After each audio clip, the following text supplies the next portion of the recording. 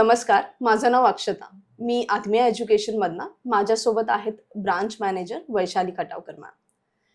तर नीट नंतरचा महत्त्वाचा क्वेश्चन आपला की MBBS कुठे करायचं? इंडिया, किर्गिस्तान, रशिया की जॉर्जिया? या सगळ्या प्रश्नांची उत्तरं आपल्याला वैशाली मॅम देतील. Hello ma'am. हाय.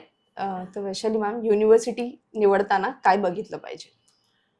अक्षदा, जो तुझा पहिला क्वेश्चन होता की तू जे म्हणत होती की इंडिया की किर्गिस्तान की रशिया की जॉर्जिया. इंडियात ऑफकोर्स चांगलंच आहे, पण ज्याला बजेट आहे, जो प्रायव्हेटचं बजेट घेऊ शकतो किंवा जो 600-700च्या पुढे मार्क्स आणतो, त्याच्यासाठी डेफिनेटली इंडिया चांगलंच आहे. किंवा ज्या विद्यार्थ्यांना ग्लोबल एक्सपोजर हवंय, budget is not the issue, पण ज्यांना ग्लोबल एक्सपोजर हवंय त्यांच्यासाठी MBBS अब्रॉड हा पर्याय खूप चांगला आहे. मग यामध्ये तुम्ही ऍडमिशन घेताना, MBBS अब्रॉडला ऍडमिशन घेताना सगळ्यात पहिले तुम्ही बघितलं पाहिजे की तुमची युनिव्हर्सिटी ही NMC अप्रूव्ह आहे की नाही. तुम्हाला तिकडे प्रॅक्टिकल नॉलेज किती मिळते, क्लिनिकल एक्सपोजर किती आहे, म्हणजे त्या युनिव्हर्सिटीचे किती हॉस्पिटल्सची टायअप्स आहेत. ऍट मिनिमम 4 to 5 हॉस्पिटल्सची त्यांचे टायअप्स हवे. प्लस त्या हॉस्पिटलला बेड कॅपॅसिटी किती आहे, किंवा सगळ्यात महत्वाचं तुमचं मीडियम ऑफ टीचिंग हे इंग्लिशच हवं. तर या बेसिक गोष्टी तुम्ही कुठलीही युनिव्हर्सिटी निवडताना बघितल्या पाहिजे. मग ते रशिया असो, इंडिया असो किंवा जॉर्जिया असो, या बेसिक गोष्टी तुम्ही डेफिनेटली बघितल्या पाहिजे. मॅम, तुम्ही युनिव्हर्सिटीसाठी तर छान माहिती दिलीच, पण तरी सुद्धा एक क्वेश्चन की जॉर्जियाच का, रशिया किंवा किर्गिस्तान का नाही? बरोबर अक्षदा, हा खरंच खूप छान क्वेश्चन तुम्हाला विचारलाय की जॉर्जियाच का. पहिले आपण रशिया आणि किर्गिस्तान बद्दल बोलू. लाईक रशिया आणि किर्गिस्तानमध्ये सगळ्यात मोठं जे बॅरियर आहे ते लँग्वेज. रशियामध्ये तुला माहितीच आहे की तुमची लास्ट एक्झाम तुला रशियन मध्येच द्यायची आहे. प्लस दोघांकडे जे एक्स्ट्रीम क्लायमेट आहे तो एक इश्यू आहे. तिसरं म्हणजे किर्गिस्तानच्या बऱ्याच युनिव्हर्सिटी या NMC गाईडलाईन फॉलो नाही करत. ओके, खूप बेसिक त्यांचे इन्फ्रास्ट्रक्चर आहेत. तर अशा वेळेस जेव्हा तुम्ही मेडिकलसाठी जातात तिथे तुम्हाला क्लिनिकल एक्सपोजर मिळणं खूप गरजेचं आहे. मग तुमच्या ज्या युनिव्हर्सिटी आहेत त्या NMC गाईडलाईन फॉलो करता आहेत की नाही, किती हॉस्पिटल्सची त्यांचं टायअप आहे, या खूप महत्वाच्या आहेत. आणि सगळ्यात महत्वाचा इश्यू येतो तिथे, तो येतो फूडचा आणि अकोमोडेशनचा. रशिया आणि किर्गिस्तानमध्ये जिथे स्वतः मुलांना त्यांचं जेवण बनवावं लागतं. आणि जॉर्जियात म्हणशील तर तिथे आपले स्वतःचेच हॉस्टेल असल्यामुळे आपण मुलांना अकोमोडेशन विथ फूड देतो आहोत तिथे. प्लस आपल्या ज्या युनिव्हर्सिटीज आहेत, ज्या आपण 3 युनिव्हर्सिटीज मेन करतो, त्या तिघही युनिव्हर्सिटी NMC गाईडलाईन फॉलो करतात. प्लस आपले जे हॉस्पिटल्सची टायअप आहेत ते मोर दॅन 5 हॉस्पिटलच्या पुढेच आहेत. आपले जे टायअप्स आहेत ते, तर स्टुडंटला क्लिनिकल एक्सपोजर खूप छान मिळतो. मग मी म्हणेन अक्षदा की NMC गाईडलाईन फॉलो करतो आहोत आपण, पहिली गोष्ट.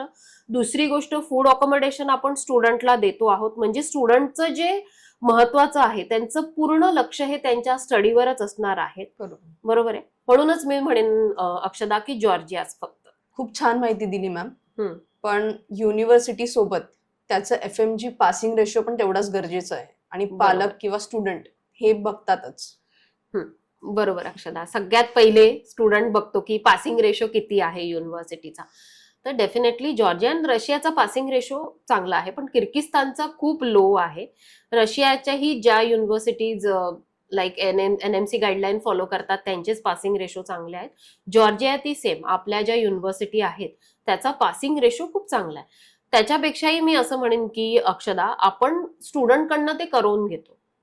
जसं आपलं एक ऍप रेडी आहे स्टुडंटसाठी की ज्यांना नेक्स्ट किंवा FMG क्लिअर करायची आहे, त्याच्यासाठी आपण प्रिपरेशनला स्टुडंटला हेल्प करतो. ओके मॅम, पण अब्रॉड म्हटल्यावर फीस मध्ये काही हिडन चार्जेस आहेत का? रशिया आणि किर्गिस्तानचं म्हटलं तर आहेत. जसं जॉर्जियात तुमची एकदा फीस जी 5 वर्षासाठी तुम्हाला सांगितली आहे तीच असणार आहे. पण रशिया आणि किर्गिस्तानचा हा सध्यात मोठा ड्रॉबॅक म्हणू शकते तू, की दरवर्षी त्यांची फीज ही चेंज होत राहते. लाईक एखाद्या युनिव्हर्सिटीची फीज आज पर इयर 2 लाख आहे किंवा 5 लाख आहे, तर ती नेक्स्ट इयर डेफिनेटली 20 to 50% पर्यंत वाढत असते. सो जेव्हा पण तुम्ही युनिव्हर्सिटी निवडतात तेव्हा हे बघणं खूप महत्वाचं आहे की त्यांनी तुम्हाला 5 वर्षाचं फी स्ट्रक्चर दिलेलं आहे की नाही, आणि ते कंटिन्यू तसं राहणार आहे की नाही. तो डेफिनेटली, म्हणून मी तुला म्हणते की Georgia is the best option. Ma'am, university निवडताना स्टुडंट्स कोणत्या चुका करतात?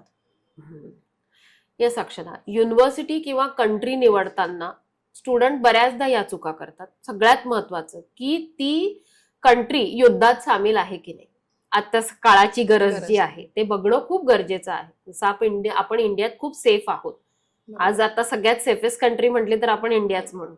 तसंच मी म्हणेन की हे बघणं खूप गरजेचं आहे की ती कंट्री युद्धात सामील आहे की नाही.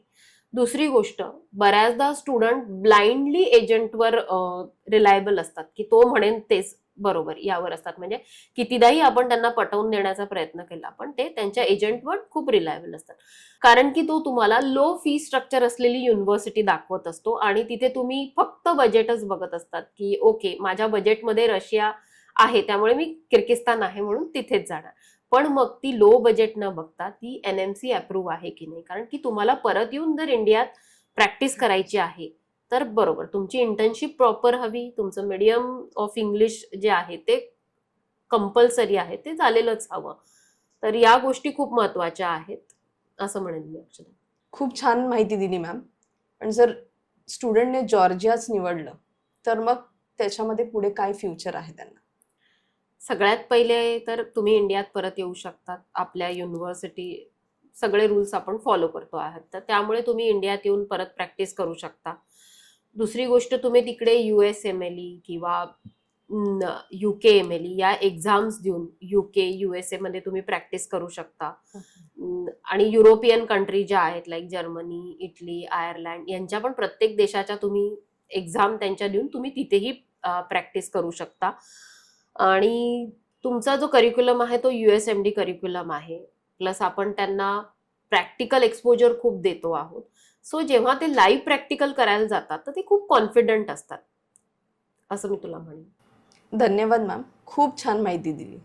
येस अक्षदा, रशिया अफोर्डेबल आहे, किर्गिस्तान खूप इझी आहे, पण जॉर्जिया म्हणशील तर quality of education, secured future आणि ग्लोबल एक्सपोजर. येस मॅम, नाव 100% ॲग्री.